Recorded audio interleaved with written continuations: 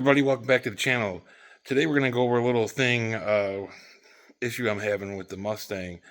Um, I couldn't seem to get any better times out of it no matter what I've been doing. And I found that my passenger header is getting a little contact with the AC block on the side when it torques over.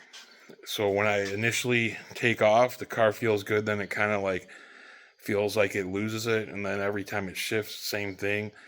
The engine's torquing over. So, and when it's hitting that, it's giving it false knock. So we are going to put some Steeda poly mounts on this thing. I'm just going to go with the full deal with the black and the red. I don't know if I'm going to regret it or not. Probably will, but this is for the passenger side, because the engine twists towards the passenger side, so you put the stiffer bushing on the bottom, and this one gets the stiffer one on the top, this on the driver's side. So when it goes to pull up, you can't smush this as well as the red, and the same thing with this black. We'll see how the vibrations are and how I can handle it. I'm gonna put the engine in at the stock height. The issue is that pipe right there in that AC block. It has clearance now, but obviously when it you accelerate, it goes towards that side. So we're gonna try to do this to eliminate it. As far as the driver's side goes, I think this side's gonna be easier. So all I did here, took the air box out. So we're talking about one clamp here, 10mm bolt. And down here, I took this off already. So we're talking about that stud right there with the nut there. And you see there is some space there on each side of that. So when I put this back together, I'm gonna pry it over towards the driver's side a little bit to give it some more space on the other side. And then there's a bolt right there. It's a 13.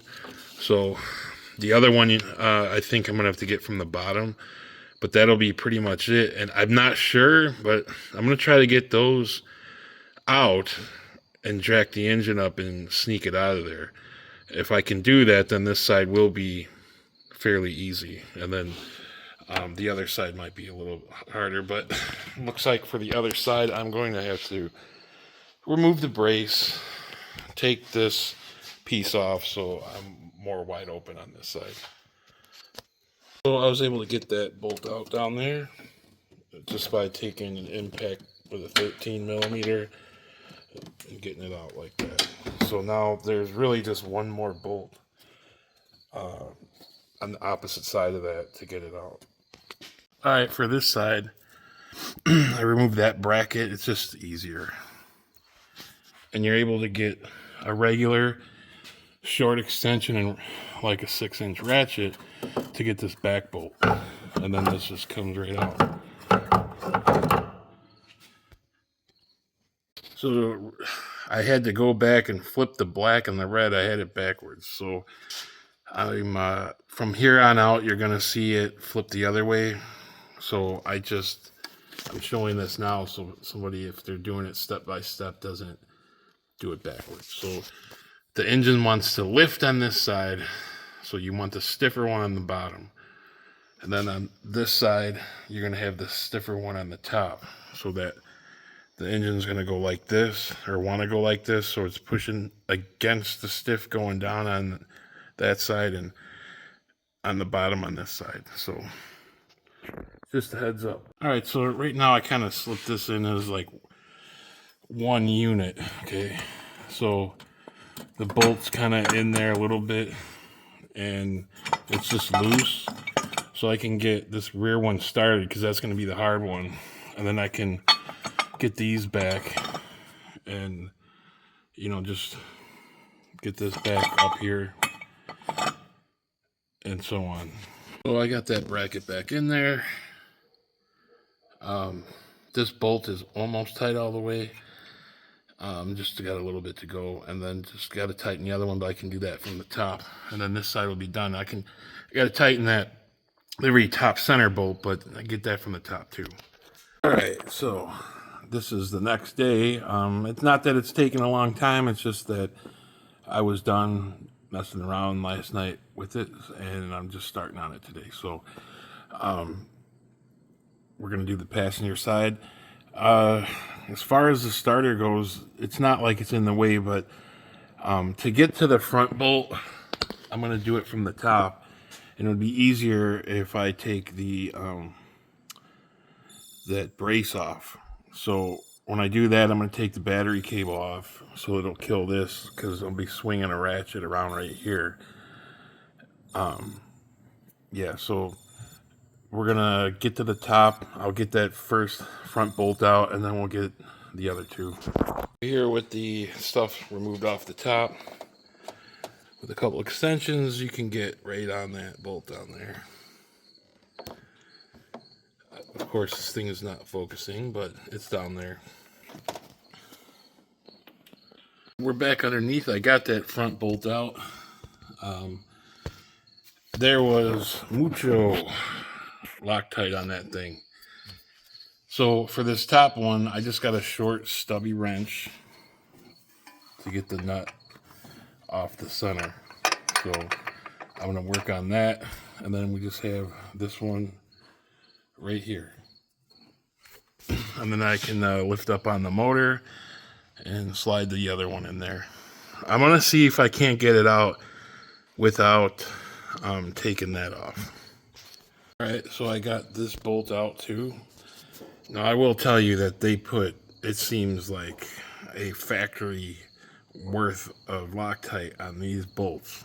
So what I had to do is I put a 13 millimeter wrench on it, the box then, and then had a pry bar here and was pushing the wrench each time so I could turn it, because it was not a lot of leverage where it's at. But at this point, we just gotta jack the motor up, and I should be able to get that thing out of there without taking out the mount. We'll see. All right, so I have a block of wood and another jack here underneath the bell housing of the transmission, and we'll see how high we can get this to go. That seems about it, and that, so should be able to hopefully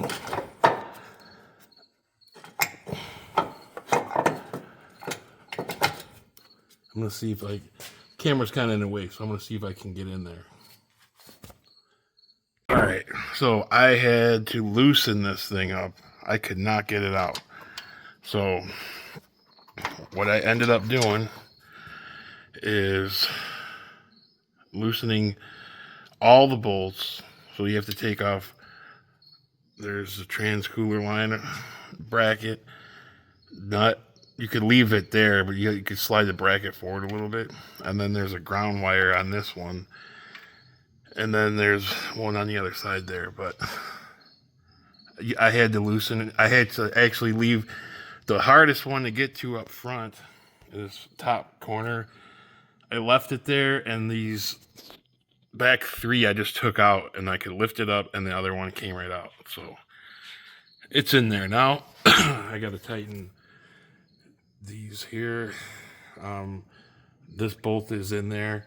What's nice about this is you can tighten them up from the bottom, so it's hard to get a wrench up on the top, so you can hold it up there and spin it down here to tighten. And then don't forget, you got to move this. I did not do that, so I have to, on the other side, I have to lift it up and put it, and I also have it lowered an inch on this mount, or a quarter inch, so I got to take that spacer and move it to the bottom. So a bunch of first time evolution deals here.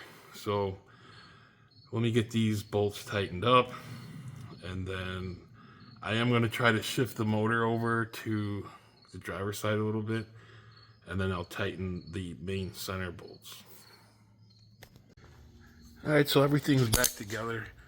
finally got everything straightened out. But it is a lot easier to tighten these mounts because you can set up a wrench up top and then use a ratchet wrench down here and tighten it up. It's pretty tight. So, like we said, black on the bottom, which is a stiffer one. Then you just want to torque upwards, so that should hold it from moving up. And then this one is on the top to help it from smushing down. And it's about the same, but clearance at this header up there and that block, but the engine should not really move much anymore. So the next thing is to button up the top, and then we'll start it and see how bad the NVH is, because hopefully it's livable, because that would suck. But I don't plan on changing it back because this is mostly going to be like a track car, so I just might have to deal with it. But hopefully it's livable, because I would like to not mind it. All right, so I did start it up, and I am completely okay with the vibration it's giving. It's not that much. You could tell it's not the other mounts, but it isn't that bad at all. And I put it in gear and stuff like that. So I'm going to do another one with it driving, but idling, putting it in gear, it's not that noticeable. So I'm going to call it good. So there's going to be more to come on the next one. We'll see if the knock went away. If not, Lund send me a desensitizing tune to take that knock away. So I'm going to try it with and without and see what happens. But please hit that like and subscribe button, and we will catch you on the next one.